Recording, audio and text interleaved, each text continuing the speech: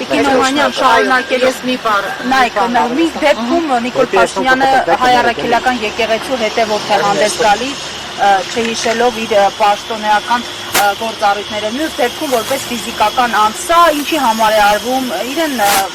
հետագայում պատասխանատվությունից ազատելու համար, թե լեգիտիմացնելու իր արարքները։ Դե մենք այս տարիներին Նիկոլ Փաշինյանի բազմաթիվ դեմքերն ենք տեսել, այդ թվում մինչև Հիսուսի, Պապ Թագավորի եւ այլ քաղաքական դեմքերի հետ է իրեն նույնացնում ինքը, դա նորմալ է, արդեն սովորել ենք, չէ՞, այդ տեսակ իշխումներին իր։ Բայց ես մի բան եմ ուզում ասել, հատվում է թե վարչապետի ներկայացուցիչն է դատարանում, վարչապետը գիտենք, որ երկար տարիներ զբաղվել է լրագրությամբ եւ խմբագիր է աշխատել, բայց մարդը կողմը փաստորեն չի պատկերացնում մամուլի լրագրողների աշխատանքի տարական նրբությունները, հա։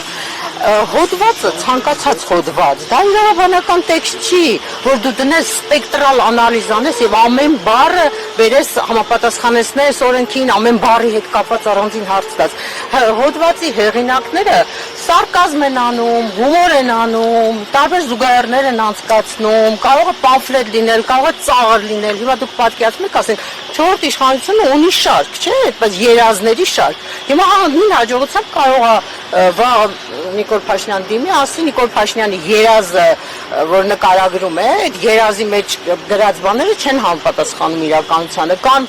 թերթեր ունենք, կայքեր ունենք, օրինակ իրավունք թերթը ունի բամբասանքի խորագիր, չէ՞, բամբասանքի տակ ներկայացնում են բան։ Ի վերջո, լրատվամիջոցը նրա համար չի, որ միայն զուտ փաստական տեղեկություններ հրապարակի, ինքը կարող է վերլուծություններ անել, հումոր անել, կարող է հարցադրումներ անել, ռետորական հարցադրումներ անել, կարող է զուգահեռներ անցկացնել, կարող է իր ոճի մեջ իրեն պատասխանել։ Օհանյան, մինչև 2018-ը Փաշինյանը կարողացել է այդ ոճով ստեղծագործել ազատորեն։ Ստացվում է մինչև 2018-ը մենք ավելի ժողովրդավար երկրում էինք ապրում, քան հիմա, որ նշում է, որ ժողովրդավարության ու թափանցիկության բաստիոն են։ Այո, եւ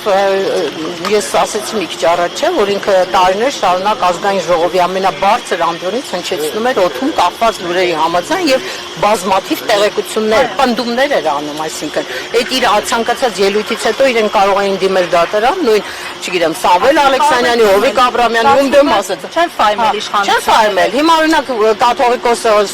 սրբազանները չեն ֆայմել, բայց ով էլ որ ֆայմում է, դիմում է, դատարանները հակառակ որոշում են կայացնում։ Եվ մի բան էլ եմ ուզում էլի արձանագրել, հա, ես շատ լոյալ, շատ լավ էի տրամադրված, մտածում եմ, որ դատարանն է, քաղաքացիական դատարան է, հա, սա քրեական դատարան չի, քրեականները դե գիտենք, որ կաշկանդված են այդ որոշումները կայացնելուց, բայց քաղաքացիական դատարանը գոնե պիտի տարբերվի, մի քիչ ավելի անկախ լինի, չէ՞, բայց տեսեք, ասենք նախորդ նիստն արել է առանց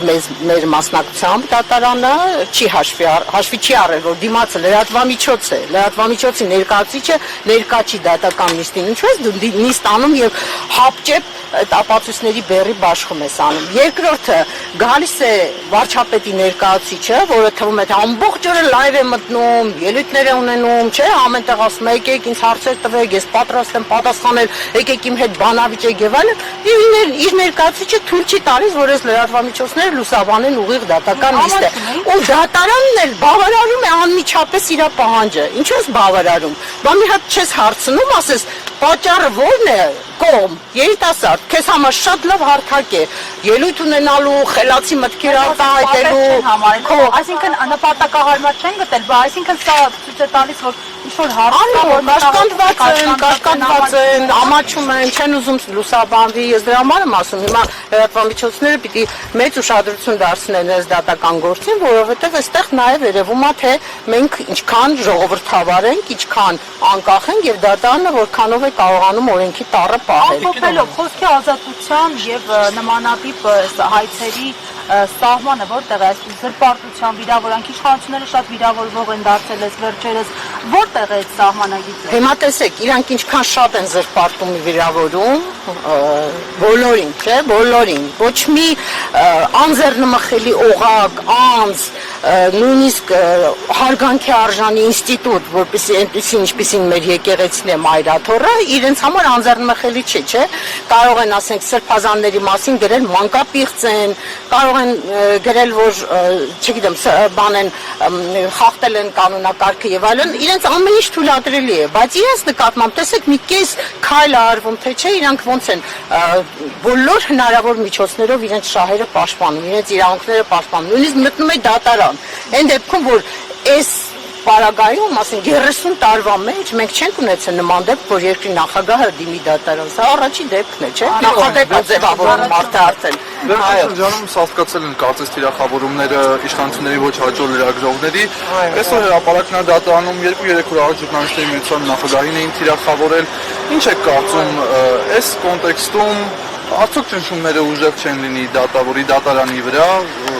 Ինչ ակնկալիքներ ունեք ամեն դեպքում, որտեղ կարծես բռնաճնշումների ուժեղ փուլ են մտել, որտեղ հերթը լրագրողներին հասավ։ Այո, դե գիտեք ինչ, հիմա մեր գործը այդպես ես չէի շատ կարևորի առանձնացնի, ընդհանուր լրատվամիջոցների, լրագրողների նկատմամբ մի հատ ալիք է սկսվել, որը ես կարծում եմ, որ այդ նույն բանի մեջ է, տրամաբանության մեջ է, ինչպես հիմա իշխանությունը ճնշում է ընդդիմությանը, համայնքապետերը ձերբակալում, սրբազանները նստած բանտում, եթե սրբազանները բանտում են, ինչու պիտի լրատվամիջոցների ղեկավարները կամ լրատվամիջոցները իրենք չթիրախավորվեն, շատ նորմալ այդ վարքագծի, այդ քաղաքականության շարունակությունն է սա, ես կարծում եմ, որ ես մեծ ակնկալիքներ չունեմ, ճիշտն ասած, շատ կուզենայի, որ մեր դատարանը, կոնկրետ այս կինը, Նելի Հարությունյան, բավականին հաճելի դեմքով տիկին է եւ ես կուզենամ, որ ինքը կարողանա հաղթահարել այդ ճնշումները եւ արդար օբյեկտիվ որոշում կայացնել, որովհետեւ իրոք այդ որոշումը կարա մի կես քայլ լինի մեր երկրի կայացման, մեր դատական համակարգի կայացման ճանապարհին, բայց նաև տենց պատրանքներ չունեմ, ես վստահ եմ, որ մենք շարունակելու ենք մեր պայքարը, գնալու ենք եւ վերաքննիչ եւ վճռաբեկ եւ եթե կա հարկ լինի Եվրոդատան, Դերասի մի տրամադրել։ Մի գնալու տարիքի չկար բիսկոմի, շատ լավ կլինի։ Այդքան բուզող հարցի պատասխանը ումից պիտի լսենք դավաճանել է։ Գիտեք, ես կարծում եմ, որ այդ հարցը պատասխան չենթադրող հարց է իրականում, դա իրեն պատասխան էր եկեղեցու դեմ արած այդ իրա գրառումներին, այդ իրա պահվածքին, այս արշավին, եկեղեցու դեմ, որ ինքը սկսել է։ Դրա համար, երբ որ ինքը դադարեցնի եկեղեցու դեմ արշավը,